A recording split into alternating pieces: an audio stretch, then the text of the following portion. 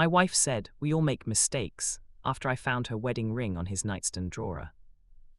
For a couple of seconds I just stared at it, like my brain needed time to load the update. It was there, right on top of a messy pile of receipts and spare change, a little gold circle catching the yellow lamplight, sitting beside a half-empty bottle of cheap cologne. I recognized the tiny scratch near the inside edge immediately. She'd hit it on the oven door the night we tried to make creme brulee and nearly set the kitchen on fire. My chest went cold first, then hot, like someone had opened a freezer inside me and then lit a match. I didn't touch it. My hand hovered over the drawer, fingers trembling, the cheap laminate biting into my palm where I gripped it too hard. I could hear the shower running in his bathroom, tinny music playing from his phone, and the sound of my own breathing getting loud enough that I worried she'd hear it over the water. "Eli," her voice floated down the hallway, faint over the music and the shower. My name in her mouth still did that stupid thing to my stomach even then. He said he left the hard drive in the bedroom. Her footsteps padded along the hall, light and familiar. I still didn't move. My gaze was locked on the ring, that stupid, tiny ring, sitting where it had absolutely no business being. She appeared in the doorway, hair damp at the ends, her gym bag over one shoulder. The moment her eyes followed mine down to the drawer, I watched the color drain from her face so fast it was almost impressive. She opened her mouth, closed it, swallowed. "Eli," she said again, softer this time. And then, like she'd practiced the line in the mirror, she whispered, "We all make mistakes." It was a Thursday night, one of those warm Sydney evenings where the air feels sticky and streetlights glow in that hazy halo way. We'd been married for 5 years, together for 8. I'm 34M, she's 32F, call her Hannah. The guy whose nightstand I had absolutely no right to be looking into, but somehow was, is 36M, Mark. He's the just a friend from her work, which is almost funny in a horribly on-the-nose way. I'm writing this on a throwaway because she still has a lot of mutuals on Reddit, and honestly, I don't want my real account associated with this version of me, the one who followed his wife to another man's apartment and came face to face with her wedding ring in someone else's furniture. We didn't start like this, obviously. No one does. When I met Hannah, the idea that she'd become a person who would say, "We all make mistakes," about leaving her ring at another man's place would have felt like a bad joke. We met at a friend's birthday in some Surrey Hills bar that was trying too hard. Exposed brick, filament bulbs, cocktails with things like basil and black pepper in them. I was there out of obligation. I'd promised my mate Liam I'd show my face and then probably bail early. She arrived late, half running down the stairs, hair in a messy bun, apologizing to everyone for being chronically incapable of reading bus timetables. I noticed her because she laughed before she'd even reached the group. Proper laughed, head tipped back, not at anything anyone had said yet but at herself, at being late, at existing. She slid into the booth next to me because it was the only free spot, and offered me one of the nachos she'd stopped to get on the way in because bar food is a scam. "Hi, I'm Hannah," she said, licking cheese off her thumb. "Liam's cousin. Apparently we're meant to be friends because we both like nerd stuff." She did air quotes. "You say that like it's a war crime," I said. "Depends how you feel about people who correct Star Wars quotes," she said. We spent the rest of the night talking over other people's conversations. She was a graphic designer then, full of big talk about someday starting my own studio, and not doing logos for dentists forever. I was a software developer at a boring firm in the CBD, quietly proud of my job, but not the kind of person who'd bring it up first. She was all hands while she talked, sketching ideas in the air. She told me about her childhood like it was a funny story more than a source of trauma, a dad who bilayed when she was 10, a mum who did her best but was always 3 cups of coffee behind life, a teenage phase where she cut her own hair and dated a drummer. At the end of the night, Liam elbowed me and said, way too loudly, "So you gonna get her number or what?" That made her laugh again. She took my phone out of my hand, punched her number in, and wrote Hannah, who is better than Liam, as the contact name. Our early years were good, really good. There were arguments and rough patches, sure, but the baseline was warm, easy. Our first date was at a tiny Vietnamese place where she dropped half her fur on the table and blamed the chopsticks. Our third date turned into a 2 a.m. walk along the harbour, shoes in hand, talking about everything and nothing. She was the first person I told about how my dad had an entire second family while we were growing up. I said it once quickly, like ripping off a band-aid. She didn't do the whole "oh my god, I'm so sorry" thing. She just shifted closer on the couch, rested her chin on my shoulder and said, "So we're both children of men who treated commitment like a suggestion. Neat." We moved in together after 2 years into a place in Marrickville above a laundromat. The whole apartment vibrated when the industrial washers below were running, but the rent was cheap and there was a good bakery on the corner. We bought second-hand furniture, argued over what counted as tacky decor, fell into routines. Sunday morning pancakes, trash TV on Wednesdays, Kmart runs for things like decorative storage, which I still don't fully understand. Getting married felt like a natural next step. We weren't trying to fix anything, we were just formalizing what we already were. I proposed on the balcony of that apartment with a ring I'd saved up for quietly for months. She said yes before she even looked at it, then cried when she saw it. "You know I'd marry you with a twist tie, right?" she said. "This is just showing off." The wedding itself was a blur of relatives, speeches, bad dancing, and too much Prosecco. One moment I remember clearly is sliding the ring onto her finger. My hands shook. She squeezed mine after and whispered, "We're really doing this. No exit strategy." We weren't perfect, but we were solid, at least for a while. We did the whole married couple in the inner west thing. Farmers markets, talking about house prices like we were in some kind of sad cult, discussing whether we wanted kids in a couple of years. I thought we were on the same page. Looking back, I realized there were 2 books open and I'd only read mine. The first time she mentioned Mark, it was in that offhand, work friend way.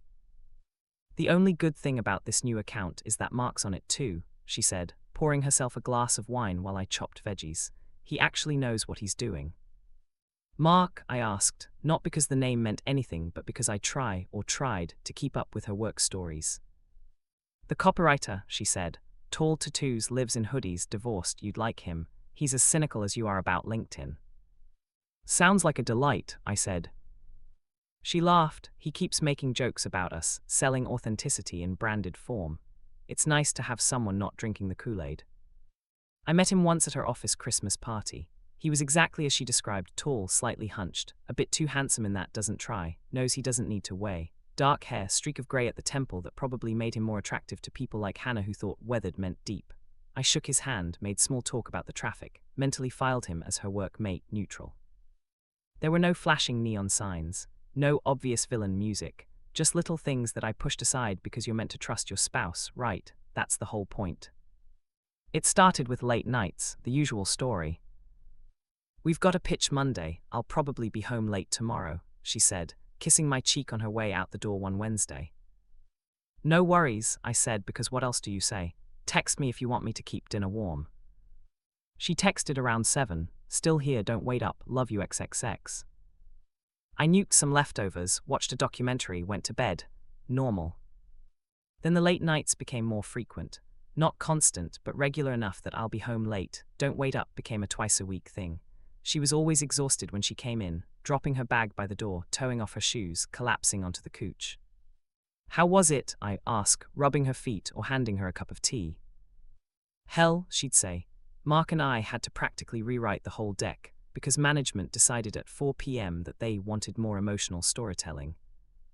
She always mentioned him in those recaps. "Mark and I, we changed this. We stayed till 9. It was like his name had attached itself to her work hours. I remember one night in particular. It was late, 11-something, when she came in, hair up in a messy knot, lipstick long gone. I was half asleep on the couch, Netflix, asking if I was still watching. "Hey," I mumbled, sitting up, "you okay?" She threw herself down next to me, head on my shoulder. "If I have to listen to one more client say, 'Can we make it pop more?' I am becoming a hermit," she groaned. "We could move to the mountains," I said. "Open a small cafe/bookshop, sell coffee and used fantasy novels." She smiled against my shirt. "You'd last 5 minutes without Wi-Fi," she said. "Rude but accurate," I admitted. She was quiet for a second. "I'm glad you're here," she said quietly, "even when I'm not." I kissed the top of her head. "I'm not going anywhere," I said. I meant it. Things felt strained sometimes, but they still felt fundamentally safe. Looking back, the first real flag was her phone. Always the phone, right? I hate that it's such a cliché, but clichés exist for a reason. Hannah had never been weird about her phone. It lived face up on the table, on the couch, wherever. We'd both look stuff up on each other's phones all the time. "What's your mum's new address? Can you order the sushi?" No drama. Then slowly it started flipping over. Watching TV, phone face down, dinner table, face down. I'd walk into the room and she'd lock it mid-scroll. Quick movements, little things. I noticed, of course I did, but every time I thought about saying something, this voice in my head went, "Don't be that guy. Don't turn into your dad, suspicious of everything, paranoid." Eventually I did say something. We were in bed, lights off, screens glowing. "Who are you texting?" I asked, casually as I could. She didn't look up. "Work," she said. At 11:30 p.m. "Social strategy never sleeps," she said, a little too quickly. I let it go, or told myself I did. In reality, it sat in the back of my mind like a tab I couldn't close. It wasn't just the phone. She started talking about Mark differently. Less we in the work sense, more he in the personal sense. Mark told me about this new bar in Newton. We should go, she said once. Another time, I was talking to Mark about your mum being weird about the wedding guest list, and he said, I remember feeling this small, sharp thing in my chest at that. Why do you need to workshop my mum with your coworker? But again, I didn't want to be controlling. I didn't want to police who she vented to. Then there was the gym. Hannah has always been off and on with exercise, phases of going 5 times a week, then nothing for months. About a year ago, she got into this new gym near her office that did those high-intensity classes with names like Sweat, Destroy, Repeat. She loved it. She'd come home red-faced, buzzing, talking about the rush. Mark goes too, she said once, tossing her bag down, though he just stands at the back and makes fun of the instructor's playlist. That sounds like him, I said, based on my limited data set.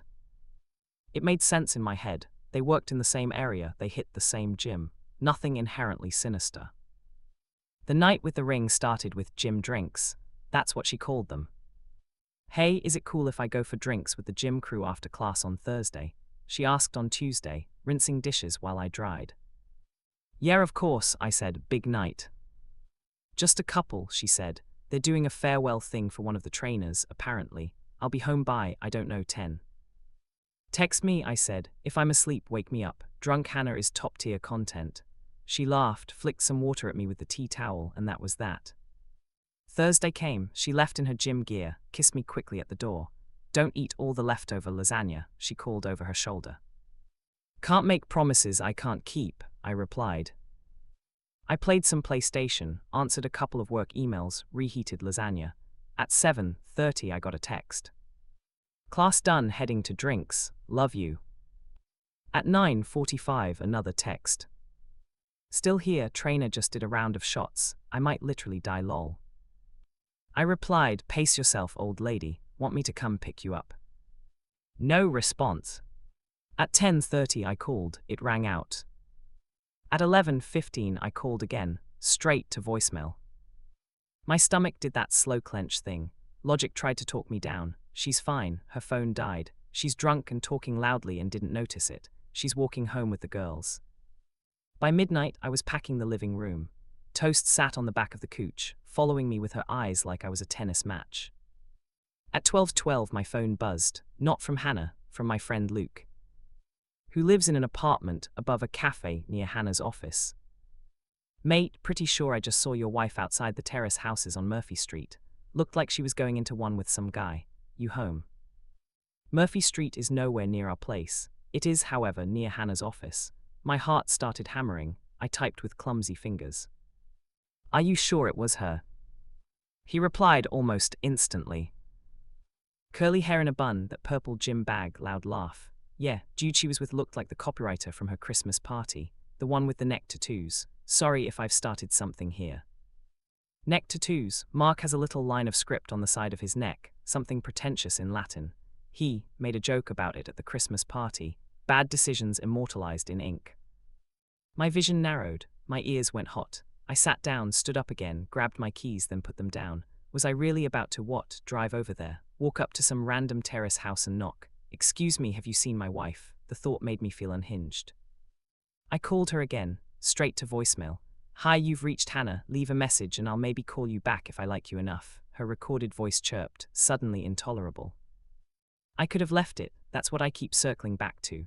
I could have gone to bed, waited for her to stumble in at 2 a.m. with some story about broken phone chargers and after parties. I could have given myself plausible deniability for a few more hours. Instead, I grabbed my keys.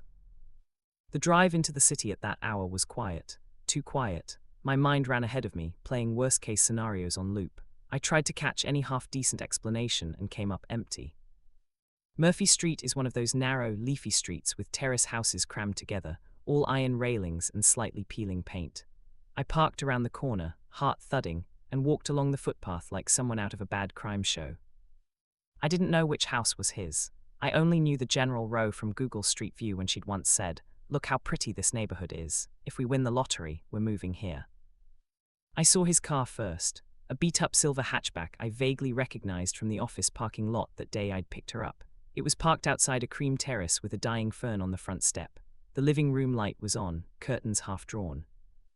I walked past once, pretending to check my phone. My hands were shaking so badly I almost dropped it. On the second pass, I stopped in front of the gate. My hand hovered over the latch. This was the fork-in-the-road moment.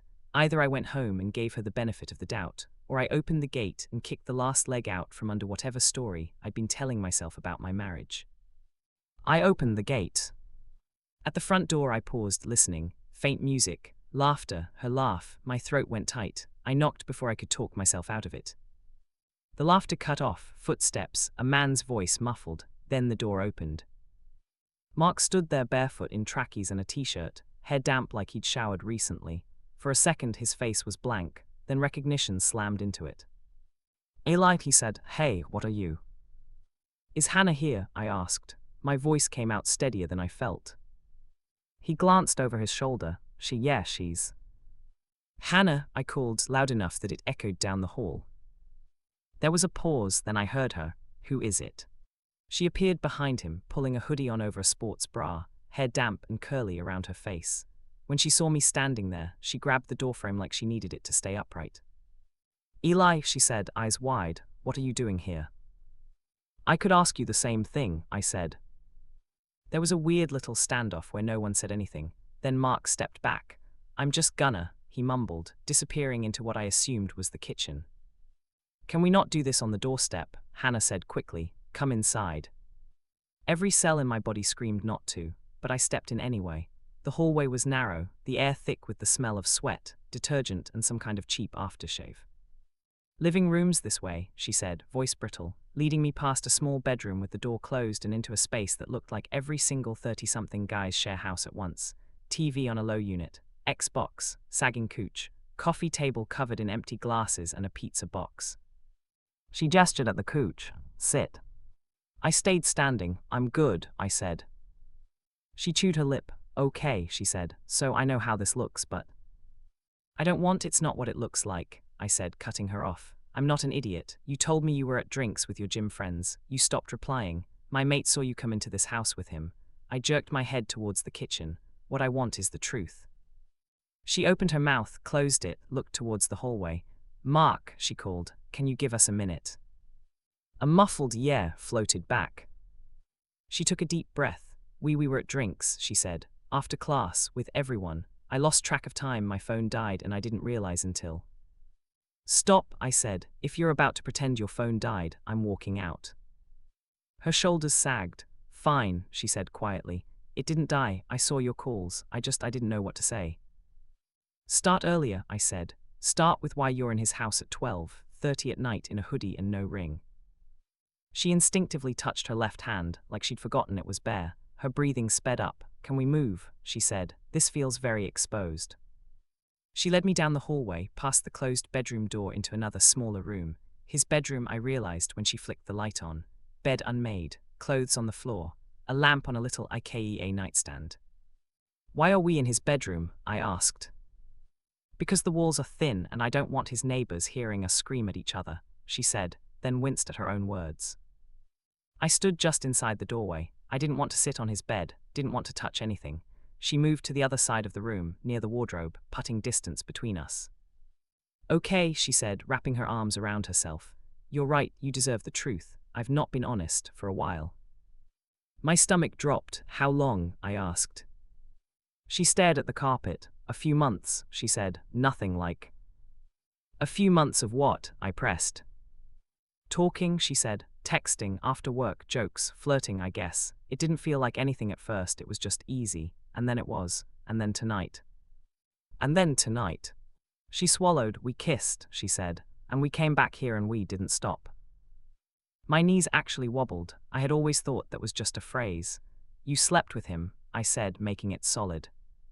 She nodded once, tears gathering. "Yes," she whispered. My vision tunneled. I needed something to focus on that wasn't her face, so I looked around the room. That's when I saw the drawer, slightly open, and the edge of something gold catching the light. I stepped forward before she could stop me and slid it open. Her breath hitched. There it was, her wedding ring, sitting on the pile of crap. Everything in my head went very quiet. My wife said, "We all make mistakes," after I found her wedding ring on his nightstand drawer. I stared at it like if I looked hard enough I could rewind the last 10 minutes. "You took it off," I said stupidly. "I didn't want to lose it," she said, voice small. We came in, I put it there so it wouldn't fall off, or I don't know, I wasn't thinking." "You were thinking enough to take it off," I said. She squeezed her eyes shut. "Eli," she whispered, "please." "Please what?" I asked. "Please understand. Please say it's okay. Please co-sign this as a whoopsie." Her eyes snapped open. "That's not what I'm saying," she said. "I know I've fucked up, I know that. I'm not trying to tell you this is nothing. I just—" She trailed off, looked at the drawer, at me, at the floor. Then she whispered, "We all make mistakes." Something in me snapped, not loud, not dramatic, more like a quiet internal crack. "A mistake is forgetting to buy milk," I said. "A mistake is sending an email to the wrong person. You don't trip and fall into months of secret messages and then accidentally take your wedding ring off in another man's bedroom." She flinched. "You don't get to define my mistakes," she said weakly. "You don't get to minimize my reality," I shot back. "You didn't just make a mistake, you made a choice, over and over. You chose to talk to him instead of talking to me. You chose to lie about drinks instead of telling me you weren't happy. You chose to come here tonight. You chose to take that ring off and put it in that drawer." Her face crumpled. "I'm not happy," she said. The admission fell out of her like it had been waiting. "Okay, I haven't been happy for a while." That hurt more than the confession somehow. "Then why didn't you say something?" I asked, voice cracking. "Properly, not just little jabs about me being boring or us being stuck. Why didn't you sit me down 3 months ago and say, 'I am unhappy and I don't know what to do'?" "I tried," she said, tears spilling now. "You were always tired or stressed or on your laptop. Every time I brought up us being in a rut, you said, 'It's just a phase, work's intense right now, it'll settle.' I didn't want to be the nagging wife who's never satisfied." "So you decided to be the cheating wife instead?" I asked. She sobbed. "That's not fair." "None of this is fair," I said. "Fair would have been you saying, 'I'm tempted by someone else. I'm unhappy, we need help,' months ago. This is you dropping a bomb and calling it a mistake." We went back and forth like that for what felt like hours and was probably 20 minutes. Me asking questions that all came down to why. Her answering in circles that all came down to, because I felt something and I didn't know how to deal with it. "I felt alive," she said at one point, hatting herself even as she said it. "We'd be working late and he'd put on music and we'd joke and he'd look at me like I was, I don't know, like I was 23 again, before bills and mortgages and talking about fertility tracking apps." "And with me?" I asked quietly. She wiped her nose on her sleeve, eyes red. "With you I feel safe," she said, "and trapped and loved and suffocated, all at once. I know that's messed up." It was messed up. It was also, in some horribly twisted way, honest. "Do you love him?" I asked. The question felt like chewing glass. She shook her head immediately. "No, God no," she said. He's Mark, he's a mess, he's divorced for a reason, I don't want to be with him." "You slept with him," I said. "That doesn't mean I want a relationship with him," she said. "And yesterday, did you want a relationship with me?" I asked. "Yes," she said without hesitation. "Well, you've got a funny way of showing it," I muttered. At some point, Mark knocked softly on the door. "Hey," he said through the wood, "do you guys need anything?" I laughed. It wasn't a nice sound. "Do we need anything?" I repeated. "Did you bring any self-respect in that drawer with the ring?" "Eli, please don't," Hannah started. I opened the door. Mark took an automatic step back. Up close, he looked less like the cool copywriter and more like a tired middle-aged man in an old band t-shirt. "Look," he said, hands up like he was approaching a wild animal. "I'm sorry, all right. I didn't plan for this. We didn't, it just—" "If you say it just happened, I will actually lose it," I said. He closed his mouth. "You knew she was married," I said. "You've seen the ring, you've heard her talk about me, you still—" I gestured vaguely between them. "Is that what you wanted to be? Someone, mistake?" He looked like he wanted to sink into the floor. "I'm not going to stand here and justify anything to you," he said quietly. "You're right to be pissed, but I'm not the one who made vows." It was such a neat little line, I almost admired it. I turned back to Hannah. "I'm going home," I said. I can't do this here." "Wait," she said, stepping forward. "Come home with me, please. We need to talk more. We need to." "You need to shower," I said before I could stop myself. The image of her skin, his sheets, my ring on that drawer was making it hard to breathe. I need space. She went pale. Are you leaving me? Right now I'm just leaving this house, I said. Tomorrow, next week, I don't know, but I'm not going to be the guy who drags his wife out of her lover's bed by the hair. That's not the line I'm crossing tonight. Eli plays, she whispered. You can get your ring off the drawer, I said. Seems like a problem for the people in this house, not the one you were supposed to come home to. She sobbed harder. I walked past Mark through the hallway out into the night. The air felt too thick. I didn't remember the walk back to my car. I sat in the driver's seat for a long time, hands on the wheel, forehead resting against it, feeling like my whole life had been picked up and shaken. The next few days were a blur of logistics and arguments and crying and Google searches like, what to do after spouse cheats once, at 3 a.m. She came home that night about an hour after I did. She showered. Her hair was wet. She was wearing one of my old t-shirts. The ring was back on her finger. The sight of it made my stomach flip. I'm so sorry, she said as soon as she walked in. I don't have words. I know sorry isn't enough. I will do anything to fix this. I sat at the kitchen table, hands wrapped around a mug I wasn't actually drinking from. I don't know if this can be fixed, I said. She came closer cautiously, like approaching a wild animal. Can we please see someone? She said. A therapist, together. I'll go alone. I'll do whatever they say. I'll quit my job. I'll never see him again. Do you even want to stay married? I asked. Yes, she said instantly, like it was the one thing she was sure of. Then why? I asked again. Same question, different tone. Why was this easier than telling me you were unhappy? Because telling you you're part of the problem felt meaner than hurting myself, she said, throat tight. And I do feel like this is hurting myself too. I know that doesn't make sense. It did in a messed up way. She'd always been better at self-sabotage than confrontation. We did end up in therapy, individual first, then as a couple. The therapist, a calm woman with kind eyes and an office full of plants, looked between us and said, affairs never start in the hotel room. They start much earlier, in the space where needs are not communicated or met. I bristled. So this is my fault, I said. No, she corrected gently. Hannah is responsible for her choice to step outside the relationship. You are both responsible for the environment the relationship was in before that. Those are separate issues that interact. That made sense in my brain. It did not make it easier for my chest to unclench when I pictured that nightstand. For weeks, we all make mistakes, echoed in my head like a bad jingle. I'd be in the middle of writing an email and suddenly see the ring again, see her hand without it, hear her saying it. I started clocking every time someone on TV or in real life used the word mistake and wanting to ask, oh yeah, did you cheat on your spouse too, or did you just burn your toast? Hannah sat with it differently. In therapy, she cried a lot. She talked about her dad, about growing up watching her mum take him back again and again after mistakes that were basically whole other lives, about swearing she'd never be that person and then somehow becoming him instead. I feel like I split into two people that night, she said in one session.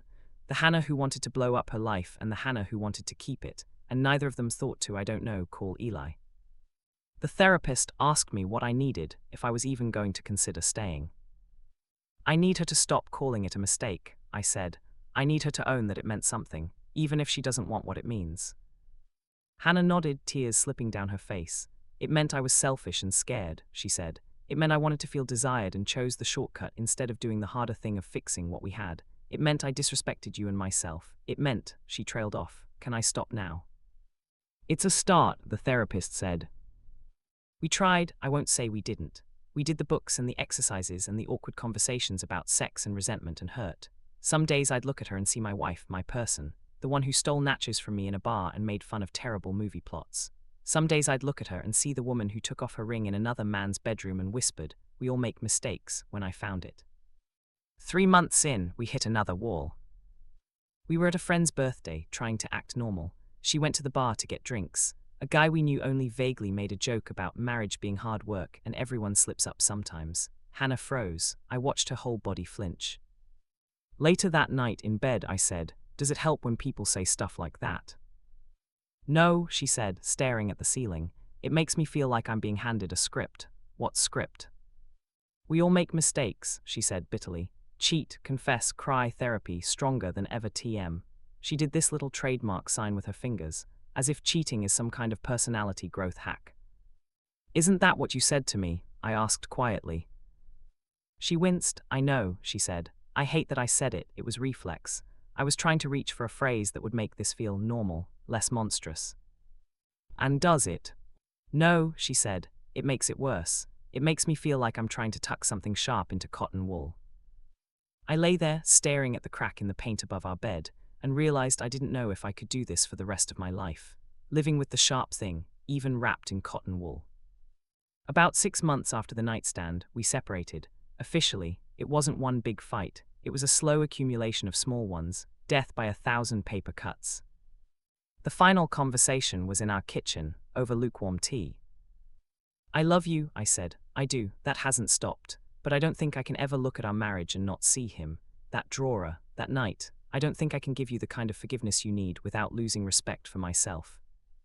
She nodded, eyes shining. I love you too, she said. And I hate that I'm the one who broke this. I hate that some part of me is still relieved we're not pretending we're okay. We're not our parents, I said. We don't have to stay just because we said we would if doing that means we both rot from the inside. She laughed through tears. Romantic, she said. You married a software developer, not a poet, I said. We sold the apartment. She moved closer to her work. I rented a smaller place with a second bedroom I tell people is for guests and secretly planned to turn into a home office. We split the furniture, the records, the cat. I got toast because Hannah said, you need her more than I do, which somehow hurt in a whole different way. We don't talk much now, sometimes logistics. Once, a random meme she accidentally sent to me instead of someone else. She apologized, then followed it up with, I hope you're okay. I typed out a whole message about how okay is an average of days where I wake up thinking of her, and days where I don't think of her until I see something that reminds me of her ring. I deleted it and sent, I'm getting there, hope you are too. I don't know what her story is now, if she's still at the same job, if she and Mark ever tried to turn their mistake into something real or if it burnt out as soon as it was exposed to daylight. I don't particularly want to know. What I do know is that the sentence, we all make mistakes, will never feel the same. People say it casually all the time, at work, in traffic, about knocking over coffee. It's meant to be comforting, a reminder that we are human. But there's a difference between the kind of mistakes that teach you something and the kind that blow holes in other people's lives. We all make mistakes, sure. I stayed late at work too many nights when Hannah was begging for connection. I brushed off her early comments about being unhappy as stress. I let my own fear of conflict keep me from asking harder questions when the first little alarms started going off. Those were my mistakes. Hers was different. Hers involved conscious steps across lines we'd drawn together. She can call it a mistake if it helps her live with herself. Maybe I'll get to a place where I can think of it that way too, instead of as a deliberate choice that revealed parts of her I never wanted to see. For now, what I'm trying to do is separate the concept of making mistakes from this idea that forgiveness is automatic. We don't all get to keep the same roles after we make them. Sometimes the consequence of a mistake, however human, however understandable, is that the person you hurt decides they don't want to keep standing in the blast radius. If there's any point to this whole mess, it's maybe this. If you're unhappy in your relationship, if you feel invisible or trapped or tempted, say something before you start telling yourself you're the kind of person who would never cheat. Those are the exact people who end up in bedrooms like that, saying things like it didn't mean anything and we all make mistakes, while someone they love stares at a ring in a drawer and feels their reality slip. And if you're the person who finds that ring, literal or metaphorical, you're allowed to decide that some mistakes matter more than others. You're allowed to walk away, even if they cry and promise and go to therapy. You're allowed to say, yes, we all make mistakes. This is one I'm not staying for.